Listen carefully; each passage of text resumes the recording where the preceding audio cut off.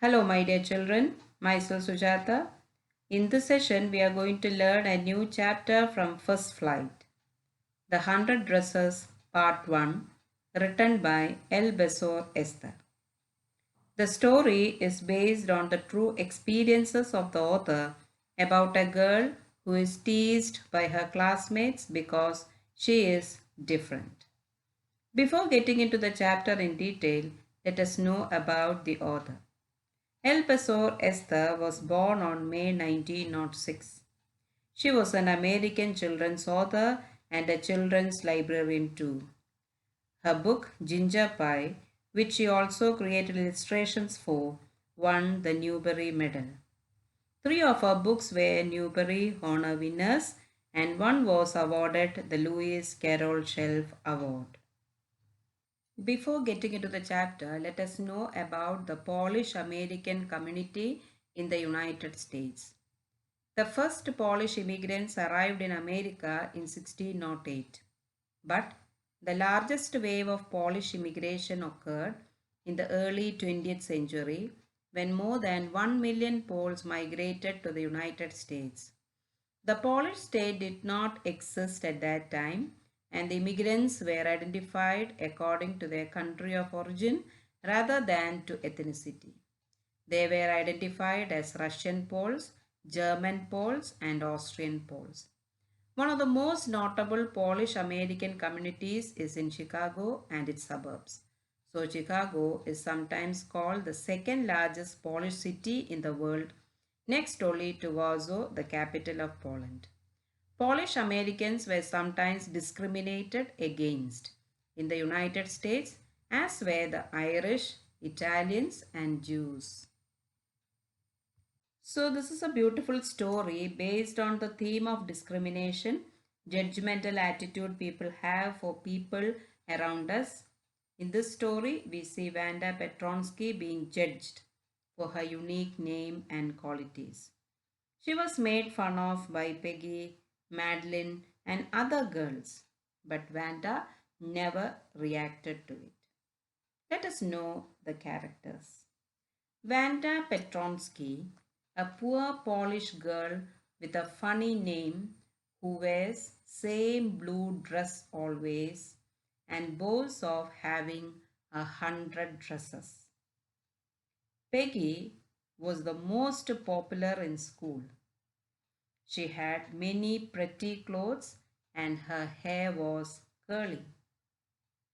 Always teases Vanta, creates a game to ask Vanta about dresses, different from others, never made Vanda cry by teasing. Madeline, Vanda's classmate, always teases Vanda, very close friend of Peggy, a poor girl but never bows like Vanda. Miss Mason, Vanda's class teacher who helps the students and supports them. Okay, let us read and understand the chapter together.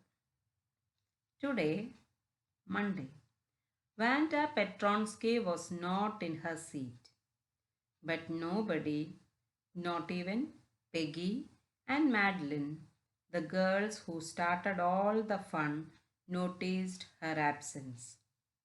Usually, Vanda sat in the seat next to the last seat in the last row in room 13.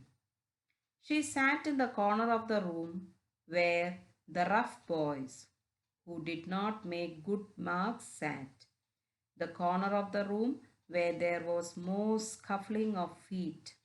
Scuffling of feet means noisy dragging movements of the feet on the ground.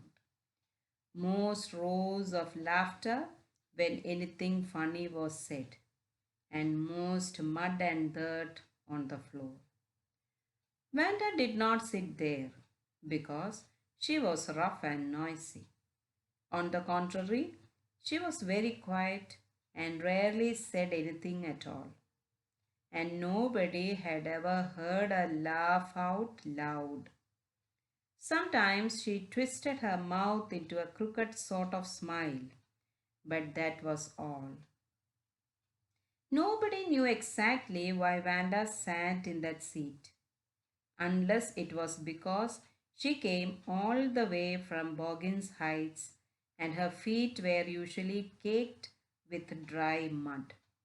Boggin Heights means it's a place where poor people lived. So Vanda came from Boggins Heights. But no one really thought much about Vanda Petronsky once she sat in the corner of the room. The time when they thought about Vanda was outside of school hours, at noontime when they were coming back to school, or in the morning early before school began, when groups of two or three or even more would be talking and laughing on their way to the schoolyard. Then sometimes they waited for Vanda to have fun with her. The next day, Tuesday, Vanda was not in school either, and nobody noticed her absence again. But on Wednesday, Peggy and Maddie, who sat down friend with other children who got good marks and who didn't track in a whole lot of mud, did notice that Vanda was in there. Peggy was the most popular girl in school. She was pretty, she had many pretty clothes, and her hair was curly. Maddie was her closest friend.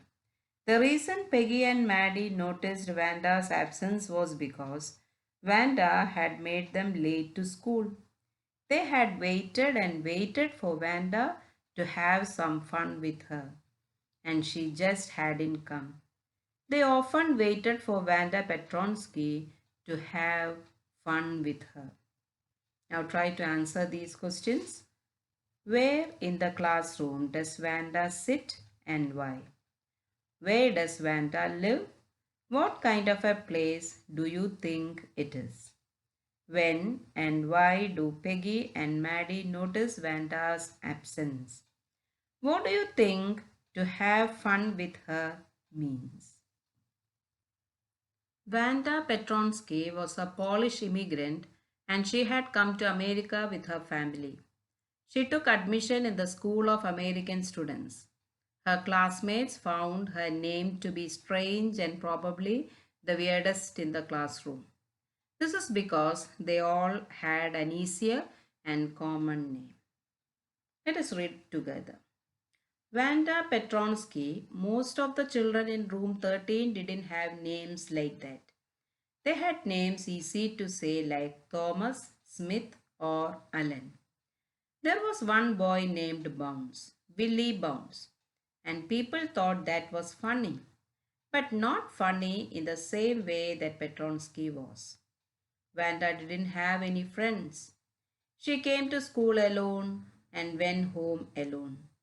She always wore a faded blue dress that didn't hang right. Didn't hang right means didn't fit properly. It was clean, but it looked as though it had never been ironed properly. She didn't have any friends, but a lot of girls talked to her. Sometimes they surrounded her in the schoolyard as she stood watching the little girls play hopscotch on the worn hard ground. Hopscotch is a game in which children hop into and over squares marked on the ground.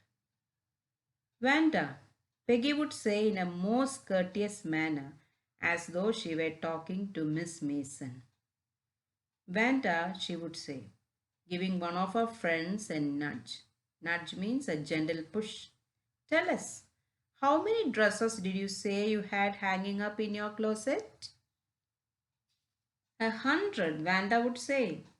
100?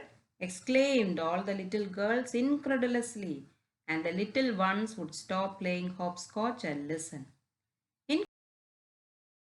Hopscotch and listen. Incredulously means showing unwillingness to believe. Yeah, 100, all lined up, said Vanda. Then her thin lips drew together in silence. What are they like? All silk, I bet, said Peggy. Yeah, all silk, all colors. Velvet too? Yeah, velvet too. 100 dresses. Vanda would repeat stolidly. Stolidly means not showing any feeling. All lined up in my closet. Closet means a small space for storing things. Then they would let her go. And then, before she had gone very far, they couldn't help bursting into shrieks and peals of laughter. Shriek means high, loud shouts. Peals of laughter means series of laughing sounds. So they would burst into laughter. 100 dresses. Obviously, the only dress Vanda had was the blue one she wore every day. So why did she say she had 100? What a story. How many shoes did you say you had? 60 pairs, all lined up in my closet. Cries of exaggerated politeness greeted this, all alike. Oh no, every pair is different, all colors, all lined up. Peggy, who had thought up this game, and Maddie, her inseparable friend, were always the last to leave. Finally, Vanda would move up the street, her eyes dull and her mouth closed, hitching her left shoulder every now and then in the funny way she had finishing the walk to school alone. Peggy was not really cruel. She protected small children from bullies. Bullies means those who use their strength or power to frighten weaker people. And she cried for hours if she saw an animal mistreated. If anybody had said to her, "Don't you think that is a cruel way to treat Vanda?" she would have been very surprised. Cruel? Why did the girl say she had 100 dresses? Anybody could tell that that was a lie. Why did she want to lie? And she wasn't just an ordinary person else. Why did she have a name like that? Anyway, they never made her cry. As for Maddie, this business of asking Vanda every day how many dresses and how many hats and how many this and that she had was bothering her. Maddie was poor herself. She usually wore somebody's hand me down clothes. Hand me down clothes means old clothes handed down by someone else. Thank goodness she didn't live up on Boggins Heights or have a funny name. Sometimes, when Peggy was asking Vanda those questions in that mocking, polite voice, Maddie felt embarrassed and studied the marbles in the palm of her hand, rolling them around and saying nothing herself. Not that she felt sorry for Vanda exactly. She would never have paid any attention to Vanda if Peggy hadn't invented the dresses game. But suppose Peggy and all the others started in on her next. She wasn't as poor as Vanda, perhaps, but she was poor. Of course, she would have more sense than to say she had 100 dresses. Still, she would not like for them to begin on her. She wished Peggy would stop teasing Vanda Petronsky. So the sentence, but suppose Peggy and all others started in on her next. It is a feeling of Maddie. Maddie was also a poor girl and was very close friend of Peggy. She felt bad for Vanda as everybody teased her. She wore different dresses given by rich family. She feared that one day all the girls would be fed up of Vanda and she would become their next target. Okay, now try to answer these questions. In what way was Vanda different from the other children? Did Vanda have 100 dresses? Why do you think she said she did? Why is Maddie embarrassed by the questions Peggy asked Vanda? Is she also like Vanda or is she different? Okay, now read the textbook once more and answer all the questions given. Meet you in the next session. Thank you.